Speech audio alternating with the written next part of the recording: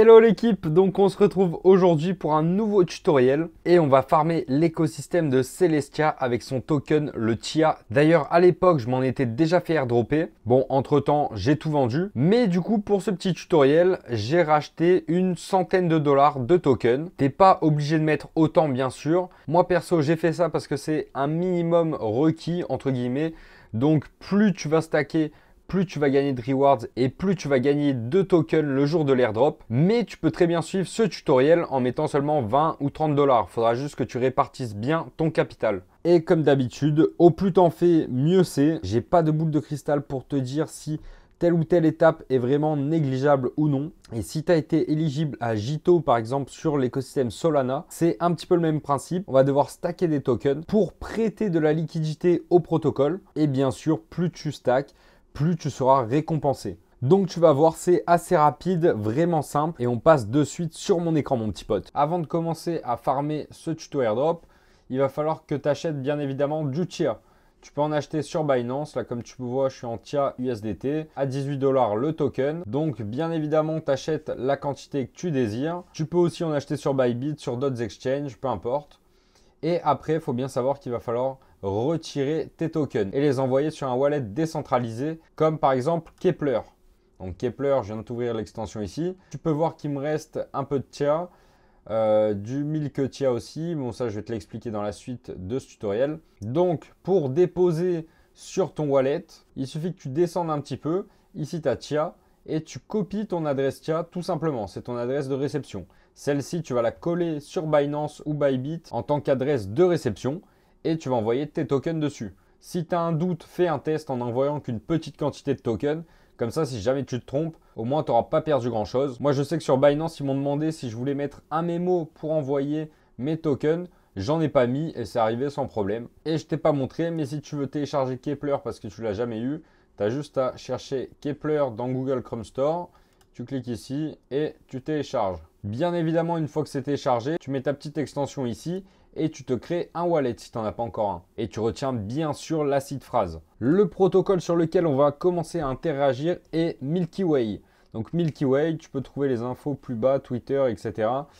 Sur leur Twitter, il n'y a pas encore énormément d'abonnés. C'est assez early entre guillemets. Voilà, comme tu vois, il y a 36 000 abonnés, ce qui est très peu pour un DApp. Le rôle de ce protocole, c'est en fait d'être un liquid staking qui va permettre aux utilisateurs de la blockchain Celestia de bénéficier de plus de liquidité au sein de la DeFi, donc la finance décentralisée. Il faut savoir qu'aucune annonce officielle n'a été faite par rapport à ce potentiel airdrop, mais dans la documentation qui a été partagée online, le projet indique bien la présence d'un token Milk. Donc c'est une info largement suffisante pour commencer à farmer cet airdrop. Donc maintenant, il va juste falloir que tu connectes ton wallet Keplr. Bien sûr, le lien de ce site, tu l'auras dans la description de cette vidéo. Et ici, tu choisis combien tu veux log. Du coup, le minimum à mettre, c'est 0,1.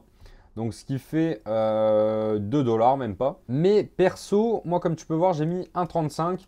Le but, si tu peux, c'est de mettre au moins un token. C'est déjà bien. Et après, tu as juste à cliquer sur Stack. Boum, ça t'ouvre Keplr. Tu approuves ici et c'est bon. Jusque là, rien de plus simple. Là, tu peux voir qu'on retrouve un APR de 14,3%. Maintenant, deuxième étape, on va aussi devoir stacker, mais cette fois-ci dans une pool. Donc, on se rend sur Osmosis. Encore une fois, le lien dans la description. Tu te rends dans pool. Ici, tu peux déjà voir mes positions, dont celle-ci qui est dans le range. Et c'est du TIA Osmo que j'ai posé. Mais en soi, tu vas pouvoir choisir ce que tu veux tant qu'il y a du TIA dedans. Donc, tu descends un petit peu, tu arrives là, Search Pool, tu mets TIA, boum. Ça va te sortir toutes les pools avec du TIA. TIA Osmo, TIA USDC, etc. etc. Donc moi j'ai pris celle-ci. Maintenant tu descends un petit peu, tu fais Create Position. Tu arrives dans Manual, tu fais Next. Là tu peux laisser Moderate ou même Passive, comme ça tu ne te prends pas la tête. Bon, tu vois bien que la différence de yield est énorme. Là on est à 130% et là on est à 14%. Si tu n'as jamais Provide de la liquidity, en fait tu vas pouvoir avoir de la rentabilité si c'est dans ta fourchette que tu as désigné. Si la volatilité de la pool augmente trop ou baisse trop par rapport à ta fourchette, dans ce cas-là, tu ne toucheras plus rien et ça sera inactif comme l'autre pool que j'avais d'ailleurs. Bref, donc c'est toi qui choisis l'un ou l'autre, peu importe. Et ici, tu vas donc choisir combien tu veux mettre de TIA ou d'Osmo. Je sais que je ne vais pas pouvoir remettre grand-chose normalement. 0,1 à la rigueur. Bon, tu vois, ça ne sert à rien que j'ajoute cette liquidité-là. Mais toi, tu as juste à cliquer sur Add Liquidity. Et ici, je pense que tu as quand même un minimum à mettre Ouais, j'ai dû mettre peut-être un peu plus. J'ai dû mettre quelque chose comme ça de mémoire. Hop, on peut le voir ici, je pense. Ouais, donc j'ai mis 0,12 TIA et 6,39 Osmo. Si jamais t'as pas d'Osmo ou d'USDC, tu as juste à aller dans Swap ici et t'échanges donc tes TIA ou Hot Token si tu en as d'autres contre de l'Osmo. Comme ça, tu pourras poser dans la pool parce que bien évidemment, dans une pool, il faut que tu aies les deux tokens. Et ici, tu vois, Unbounding, c'est parce que c'est hors de mon range. Du coup, c'est mort. Mais bref, ça, c'était une position à l'époque. C'est pas ça le problème. Et du coup, une fois que tu auras validé, pour être sûr que ta position a bien été prise en compte, tu vas le voir ici, donc dans Pools, Your Positions, et la tienne devrait s'afficher comme la mienne avec In Range en vert parce que tu es bien dans la fourchette que tu as désignée. Et donc là, la fourchette, c'est 10.2 maximum et 6.82 minimum. Donc là, on est à 9,58. Si ça monte un peu plus haut, ça va me couper et je vais plus avoir de rewards pour le moment. Mais bon, c'est pas grave dans tous les cas. C'est juste pour farmer l'airdrop que je pose ma liquidité. Et en plus, je m'accorde beaucoup plus de chances pour avoir l'airdrop. Et maintenant, troisième étape, on se rend sur wallet.kepler. Je te mettrai encore le lien dans la description. Et ici, c'est vraiment le plus intéressant. À prendre avec des pincettes, bien sûr. Mais en stackant sur ce protocole-là, tu risques d'être éligible à de nombreux airdrops. Pas seulement celui de Milky Way, mais à pas mal de dApps différents qui pourraient venir s'implanter ou qui sont déjà implantés sur la blockchain Celestia du coup. Donc c'est ici que j'ai mis le plus de tokens. Comme tu peux voir ici, j'ai mis 3 TIA pour 50 $. Mais j'ai fait une petite erreur parce que comme tu peux voir ici, j'ai posé donc mes tokens sur le deuxième validateur. Alors qu'en théorie, c'est quand même mieux de prendre des validateurs qui sont hors du top 10 ou hors du top 20 car tu auras beaucoup moins de commissions prélevées et c'est quand même mieux de prendre des petits validateurs. Ici, tu vois Coinbase, ça aussi, il faut éviter à tout prix les gros exchanges. Juste prendre un petit validateur, un petit poisson, tu connais, ça suffira très bien. Genre Kepler, là pareil, ça le nom Kepler, je prends pas. Donc moi, je vais redelegate mon capital. Je le fais là en direct, mais toi, tu n'auras pas besoin de faire ça si tu choisis un validateur hors du top 20. Donc ici, moi, je vais prendre Baza, très bien.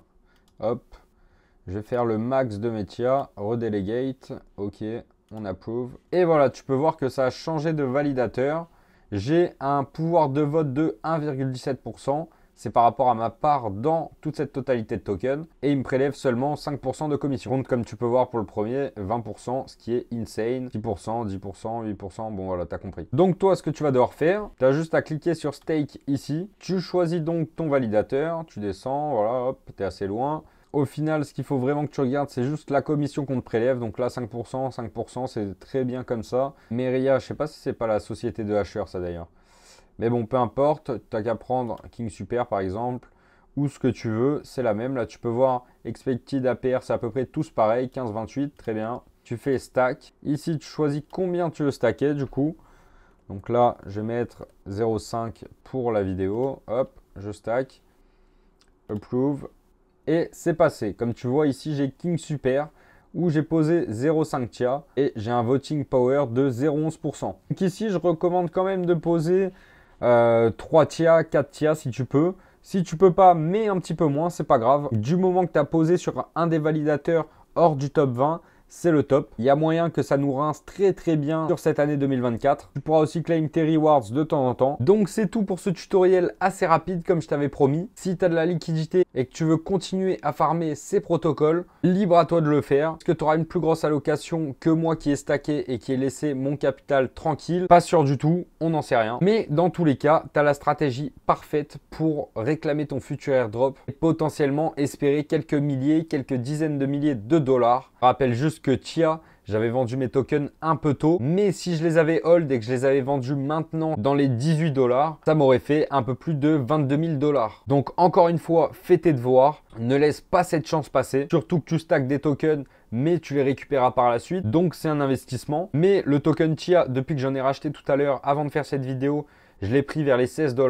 Là, il a encore pump jusqu'à 18,30 comme je t'ai montré tout à l'heure. Donc, si vraiment l'engouement prend de plus en plus sur cette blockchain, ça peut être très intéressant d'en avoir aussi dans son portefeuille. Même si, bien sûr, mon but, c'est juste de les utiliser pour me rendre éligible à l'airdrop. Mais en soi, TIA n'est pas forcément un mauvais investissement. Même si je te conseille absolument pas d'en acheter, c'est pas un conseil financier. En tout cas mon petit pote, j'espère que cette vidéo t'aura plu. N'hésite pas à mettre ton meilleur pouce, ça me soutient, c'est gratuit. N'hésite pas à commenter sous cette vidéo si jamais tu as eu un problème lors du process. J'essayerai de t'aider du mieux que je peux. Si ce tutoriel t'a aidé, n'hésite pas à me le dire aussi. Et je te vois mon petit pote, il y a 50% des gens qui regardent ma chaîne qui ne sont pas abonnés. C'est gratuit, ça me soutient à continuer de délivrer du contenu le plus qualitatif possible. Donc si jamais tu pouvais t'abonner et activer la petite cloche pour rester à l'affût des nouveaux tutoriels airdrop que je vais sortir par la suite, je t'en remercierai grandement. Et sur ce, je te dis à la prochaine l'artiste, ciao.